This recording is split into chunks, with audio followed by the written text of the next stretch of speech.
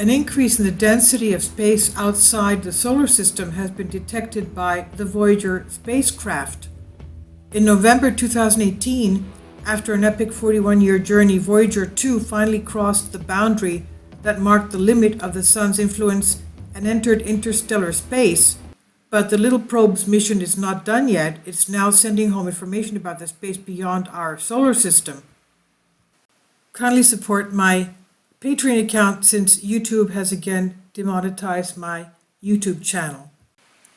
The daily posts are 5 videos daily, and they are totally different from what I have on my YouTube channel. Thank you so much for your support and that you find all my content so interesting. You'll find the Patreon account details in the description box below. And it's revealing something surprising.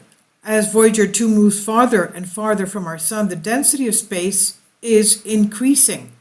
It's not the first time this density increase has been detected.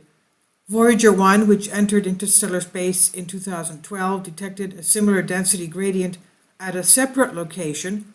Now, Voyager's 2 new data shows that not only was Voyager 1's detection legitimate, but that the increase in density may be a large-scale feature of the very local interstellar medium, or VLIM for short.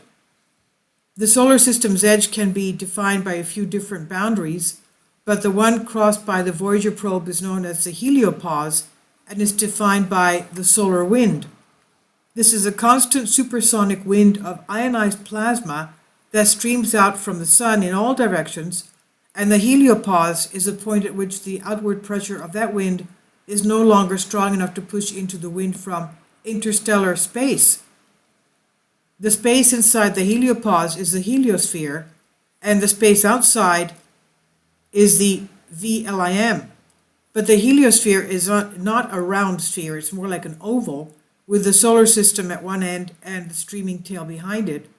This nose is pointed in the direction of the solar system's orbit in the Milky Way.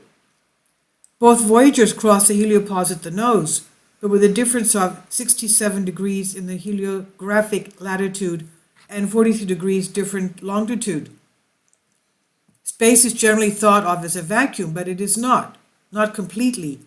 The density of matter is extremely low, but it still exists. In the solar system, the solar wind has an average proton and electric density of 3 to 10 particles per cubic centimeter, but it grows lower the farther you go from the Sun. The mean electron density of the interstellar medium in the Milky Way out among the stars has been calculated to be around 0.037 particles per cubic centimeter, and the plasma density in the outer heliosphere is around 0.002 electrons per cubic centimeter. Now, as the Voyager probes crossed beyond the heliopause, their plasma wave science instruments detected the electron density of the plasma through plasma oscillations. Voyager 1 crossed the heliopause August 25, 2012, at a distance of 121.6 astronomical units from the Earth. That's 121.6 times the distance between the Earth and the Sun, which is about 93 million miles. When it first measured the plasma oscillations after crossing the heliopause October 23, 2013, at a distance of 122.6 astronomical units, Voyager 1 detected a plasma density of 0.55 electrons per cubic centimeter.